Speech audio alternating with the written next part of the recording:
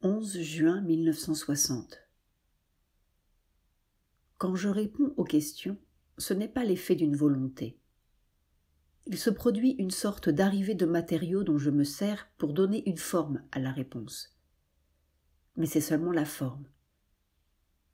La chose elle-même est là, mais elle prend une forme.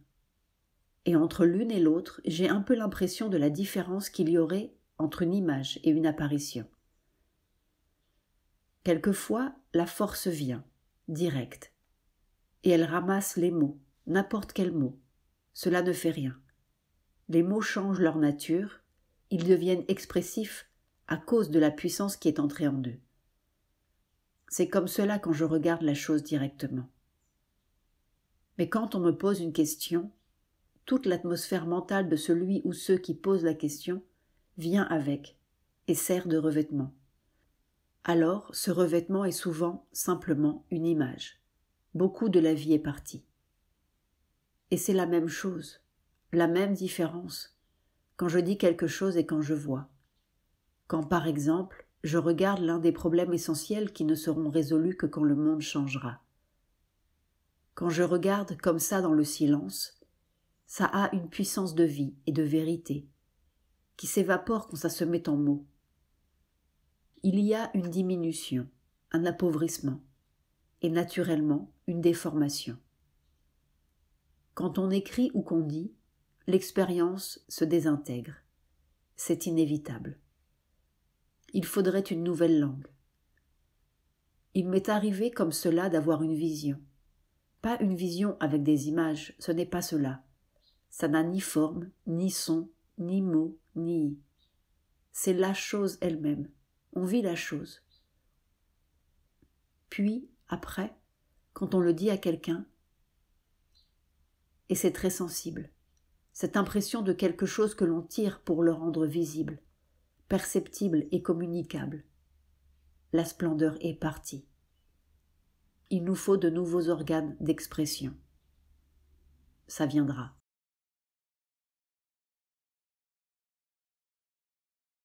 « 12 juillet 1960. La nuit dernière, il m'est arrivé une chose que j'ai trouvée amusante. J'ai été réveillée, ou plutôt éveillée d'une transe, pour entrer dans une autre transe, par une voix. Il était 11 heures à peu près. Une voix qui n'était pas humaine. Je ne me souviens plus exactement de ces mots, mais il était question de l'ashram, de sa protection, de son succès, sa puissance. Et ce qui était intéressant, quand je me suis éveillée, c'est que j'étais dans un état où cette formation qu'était l'ashram et la force qui se condensaient là pour réaliser ce qui était voulu par cette voix, m'a paru une toute petite partie de moi-même. J'ai entendu la voix et je me suis éveillée avec la sensation de cette puissance, cette lumière, cette force qui était concentrée là pour réaliser et qui mettait tout en mouvement. Comme toujours, n'est-ce pas, c'est toujours la même chose. Une puissance en mouvement. C'était d'une lumière blanche éclatante. Mais alors, ce qui m'a amusée, c'est que j'étais comme ça, tout à fait dans mon état naturel. Et ça, l'ashram, c'était une toute petite partie de moi.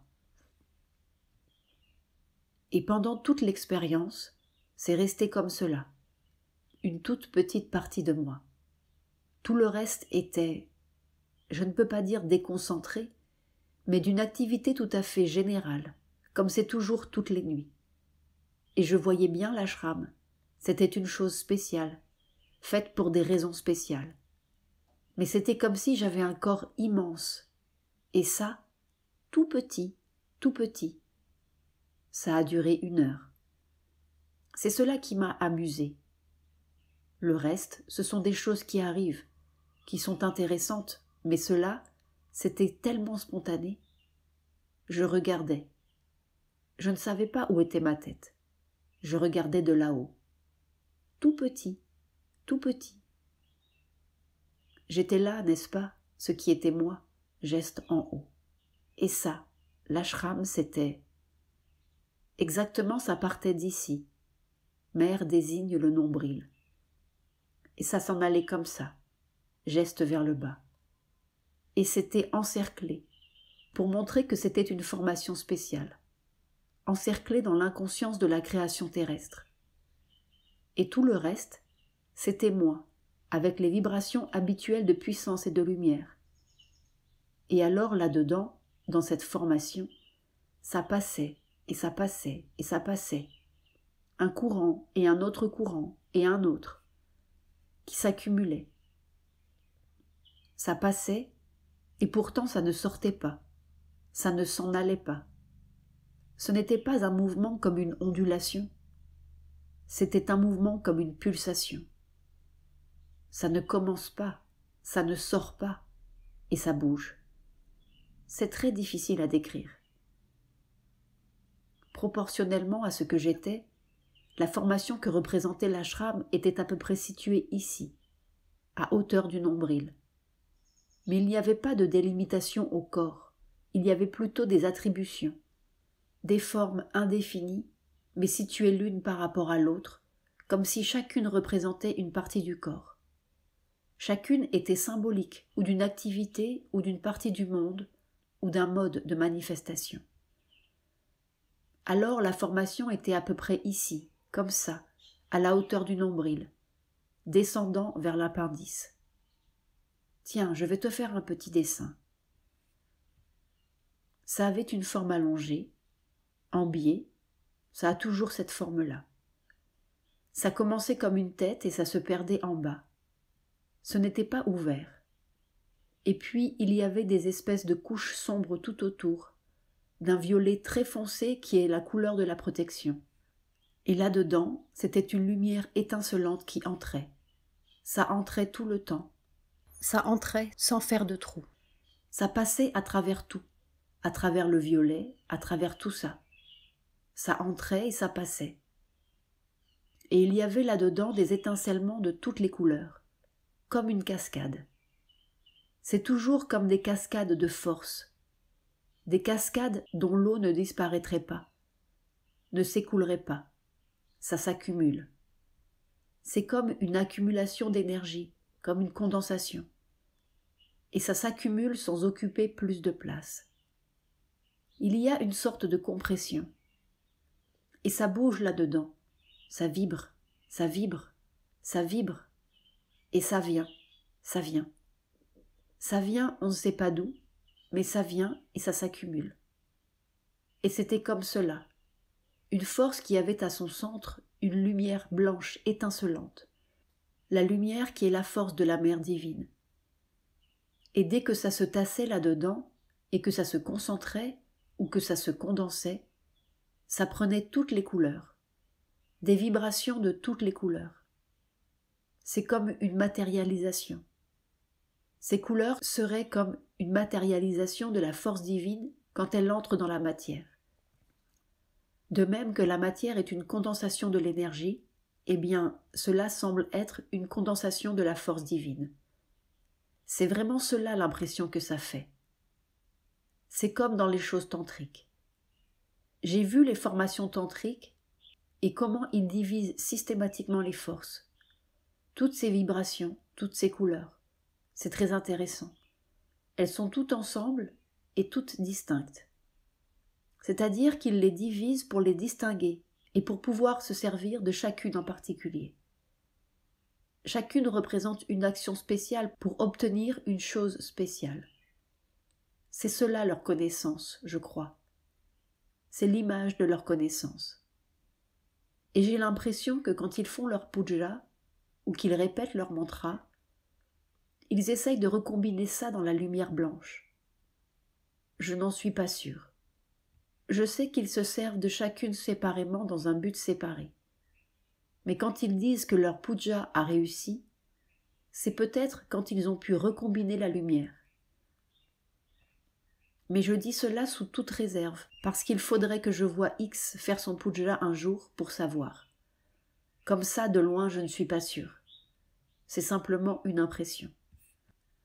Eh bien cela, je le vois tout le temps maintenant, mais avec cette force divine, avec la conscience divine dont parle Sri Aurobindo quand il dit « La force de la mer est avec vous ». alors ça vient. C'est d'un blanc éclatant. C'est parfaitement blanc et parfaitement lumineux. Et en se tassant là-dedans, ça fait des vibrations vivantes de toutes les couleurs. Et ça va, ça va, ça va. Quelquefois ça dure une demi-heure, 3/4 d'heure, 1 heure. Rien ne sort. Et tout le temps ça entre. Et ça se tasse. C'est comme une accumulation, une compression de tout cela. Le mental observateur, l'intelligence qui observe, regardait tout cela. Tiens, c'est comme ça. Une intelligence qui observait sans rien changer à rien. C'était comme un spectateur qui se dit les choses à lui-même. Alors, dans ma vision, c'était un corps aussi grand que l'univers. Et ça, l'ashram, tout petit, tout petit. Peu après, à propos d'un ancien entretien. Les ciels et les enfers sont à la fois vrais et faux. Ils existent et n'existent pas. J'ai vu des ciels et des enfers où allaient certaines gens après leur mort. Et c'est très difficile de leur faire comprendre que ce n'est pas vrai. Il m'a fallu une fois plus d'1 an pour convaincre quelqu'un que son soi-disant enfer n'était pas l'enfer, et pour l'en sortir. Mais il y a autre chose. C'est la condition psychologique que l'on se fait à soi-même. L'enfer assourique dans lequel on vit quand on cultive en soi une nature assourique.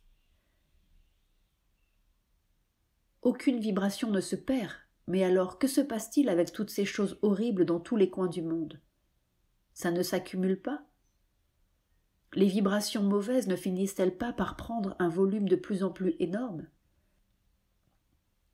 Elles se transforment, et parfois c'est transformé presque immédiatement.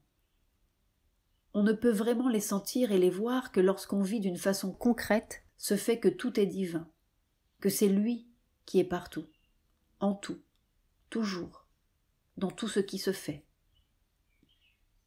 La première réaction est toujours une sorte de recul devant les choses qui paraissent horribles. Mais si l'on peut surmonter cela, et que l'on a vraiment l'expérience, tout change.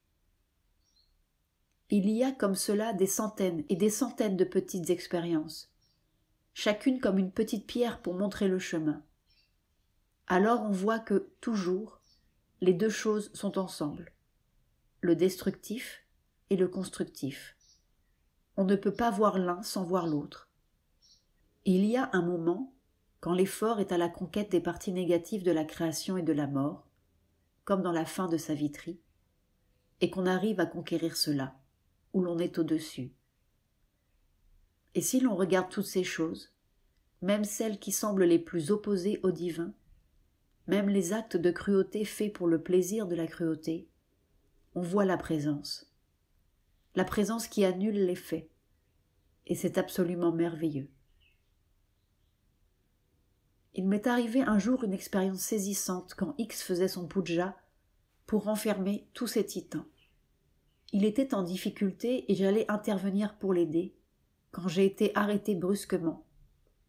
Il y avait cette masse noire devant moi. C'était plus noir que la chose physique la plus noire.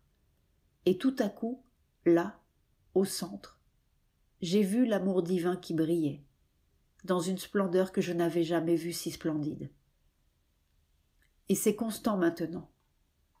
Chaque fois que je vois, ou que j'entends, ou qu'il se passe quelque chose de laid ou d'horrible, quelque chose qui est une négation de la vie divine, il y a cette flamme derrière, et si merveilleux. Et alors, ça annule les faits.